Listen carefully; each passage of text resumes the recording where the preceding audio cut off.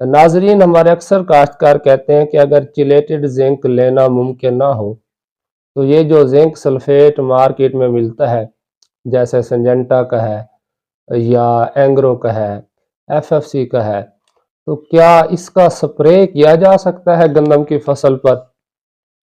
तो इस हवाले से आपको बहुत सारी वीडियोस मिलेंगी यूट्यूब के ऊपर, जिसमें आपको ये गाइड किया जाएगा कि ये बिल्कुल गलत सिफारिश है, इसका स्प्रे नहीं किया जा सकता। जबकि मेरी अक्सर वीडियोस में आपको ये तज़किरा मिलेगा कि अगर मजबूरी है तो आप इसका स्प्रे कर लें। उसकी एक बड़ी वजह यह है कि कुछ लोगों के दोनों हाथ खुले होते हैं, वो जो चाहे रिकमेंड कर सकते हैं, जबकि कुछ को अपने दायरा कार में रह के अपनी मजबूरियों को मद्देनजर रख कर ही सिफारिश देनी पड़ती है। दूसरी बात, आपने नोट किया होगा कुछ लोग ऐसे हैं जो दूसरों के पॉइंट्स को मद्देनजर रखकर उस पर कमेंट करके वीडियो बनाने की कोशिश करते हैं, या दूसरे की किसी भी बात को हाईलाइट कर कर एक व्यूज लेने का बहाना होता है। मेरी ये नेचर नहीं है कि अगर इस चक्कर में पड़ेंगे तो आपस की लड़ाई शुरू हो जाती है और जो मकसद आप तक इंफॉर्मेशन पहुंचाना है वो नहीं पहुंच सकता।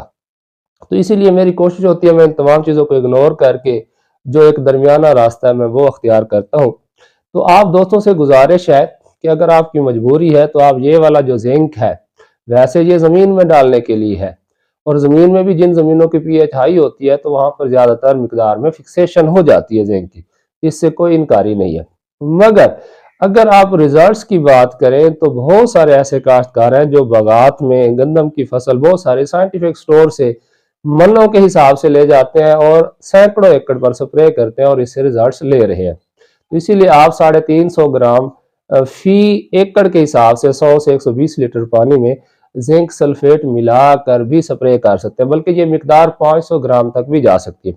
अब सिंजेंटा एक अच्छी कंपनी है, आप देखें इसका अपना जिंक है जो वो सिफारिश करते हैं बवक्त बिजाई डालने के लिए या यूरिया खाद के साथ छटा करने के लिए, मगर साथ में आप देखें इन्होंने भी मेंशन किया हुआ है कि इसका इशारिया 5% महलूल स्प्रे किया जा सकता है।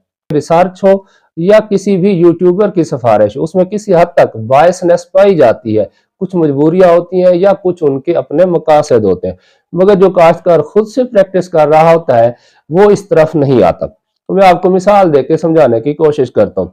मैंने बहुत सारे काश्तकारों को मोटिवेट किया कि यार अगर आपको नाइट्रोफास 6065 की मिल रही है तो आप इसे इस्तेमाल कर लें, डीएपी को रहने दें।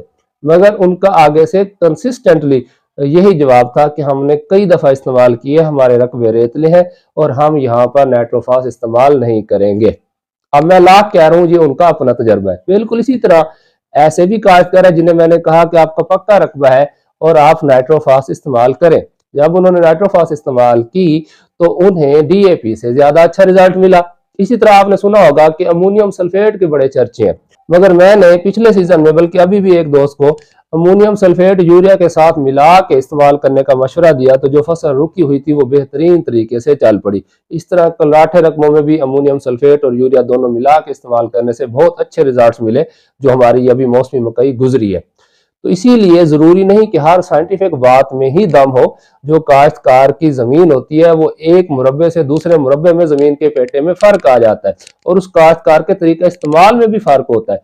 तो इसीलिए आप दोस्तों ने मेरे साथ खुलकर शेयर करना है कि आप इन बातों में यकीन रखते हैं कि आपने कभी जिंक सल्फेट या ये जो बोरिक एसिड वगैरह मिलता है इसका स्प्रे किया है, या चिलेटेड फार्म को ही तरजीह देते हैं। मैं जाते जाते फिर कहता चलूं कि अगर अच्छे रिजल्ट्स लेने हैं, जे भी इजाजत देती है, तो जो फोलियर ग्रेड बनी बनाई चिलेटेड फॉर्म में जिंक बोरान या लिक्विड फॉर्म में आती हैं तो उन्हीं का ही इस्तेमाल करें। मगर अगर मजबूरी हो तो आप 350 ग्राम जिंक सल्फेट और इसके साथ अगर यूरिया मिला लें 2 किलोग्राम, तो इसे आप मिक्स करके गंदम की फसल के ऊपर स्प्रे कर सकते हैं।